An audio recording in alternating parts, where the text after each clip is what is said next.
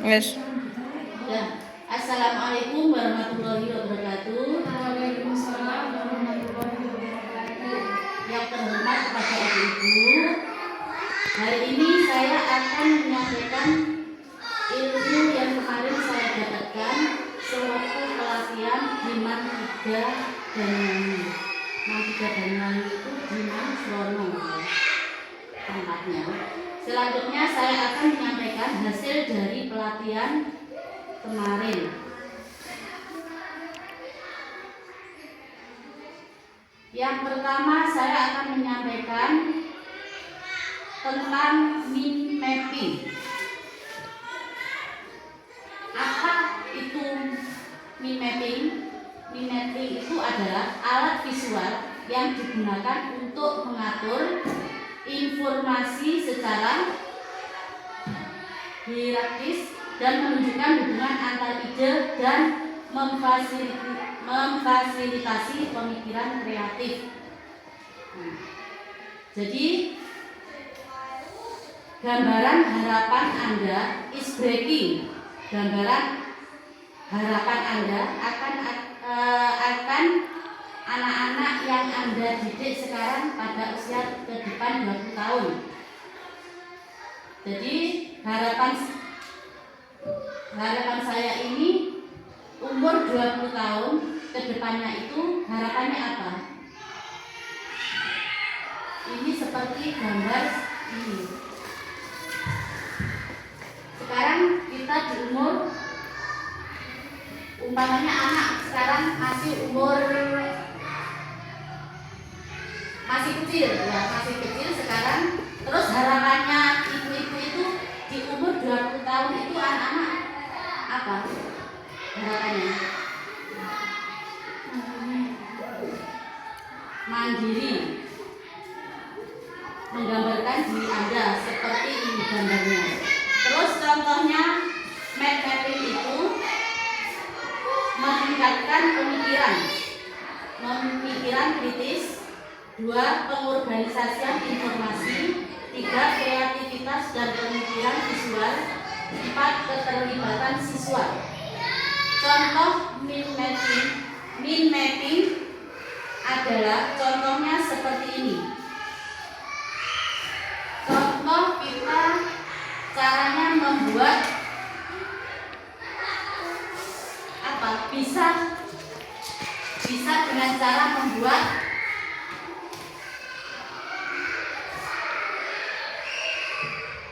biodata.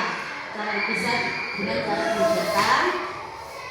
Ini jadi bisa berbentuk bercabang 4 ya, bercabang 4. Jadi data diri, keluarga, aktivitas dan harapan.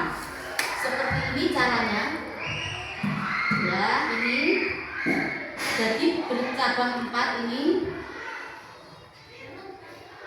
Terus ini ada harapan, ada diriku, dan harapannya apa? Ini yang kamu ada harapan, ini ditulis di sini. Ya, harapan. Ini. Terus diriku ditulis di sini, bercabang. Dan harus menggunakan warna yang sama. Menggunakan warna yang sama. Di antaranya garis-garis ini. Ya. Paham, ibu-ibu?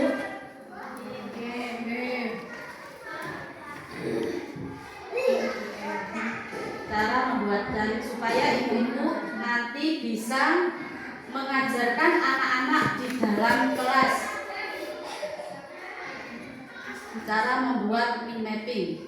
Jadi kegunaan mind mapping itu kegunaannya apa? Yang pertama mencatat, yang kedua curah gagasan, yang ketiga membuat perencanaan, yang keempat menguraikan suatu hal, yang kelima alat mengajar, dan yang keenam alat presentasi. Kayak yang sekarang contohnya itu kamu bisa membuat contoh yang lain, umpamanya membuat bakso. Umpamanya kamu membuat bakso bisa bercabang nanti bahannya apa, cara membuatnya gimana, itu contohnya yang tadi ya, sama ya. Itu contohnya seperti itu. Jadi kita bisa membuat apapun bentuknya. Oke, Ibu-ibu? Dari sini ada yang ditanyakan.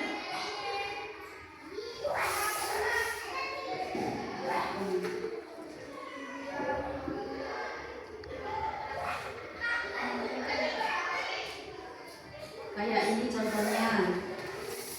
Banyak contoh-contoh yang lain tentang kebun mapping. Caranya seperti ini. Cara membuatnya bercabang 4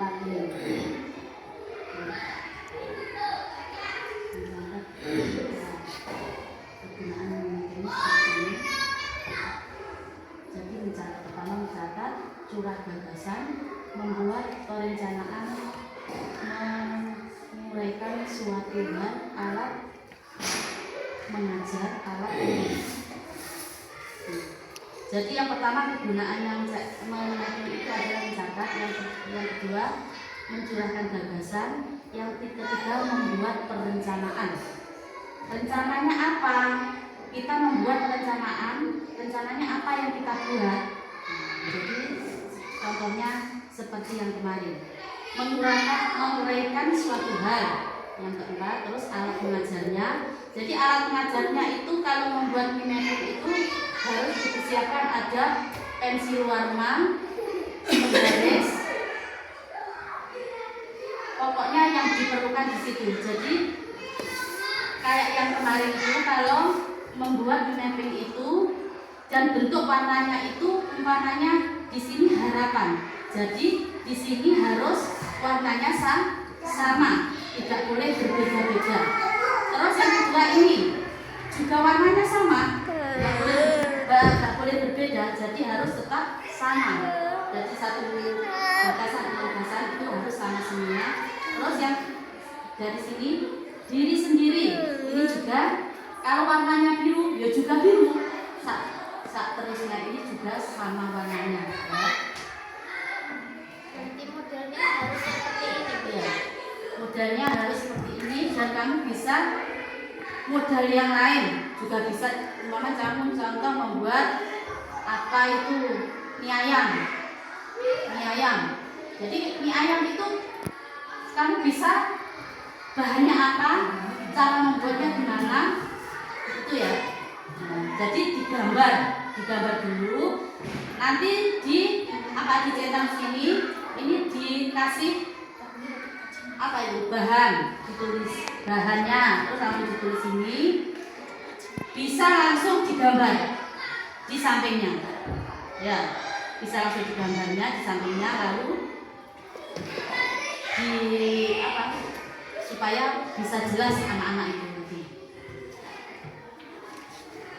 Sudah jelas Ibu-ibu? Dari sini bisa ada yang ditanyakan?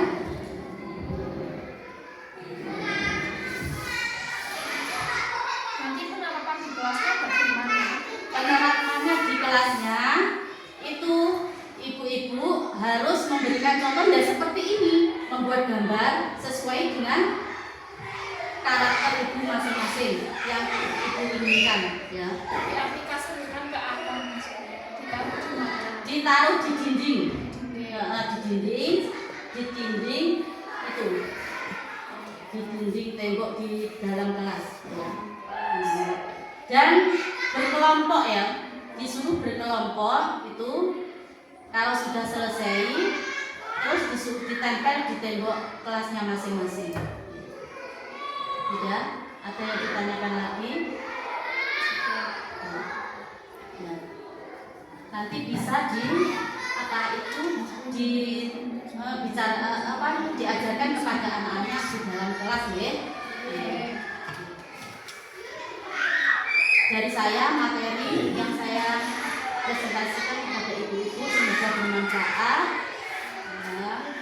Dari saya cukup sekian. Wassalamualaikum warahmatullahi wabarakatuh.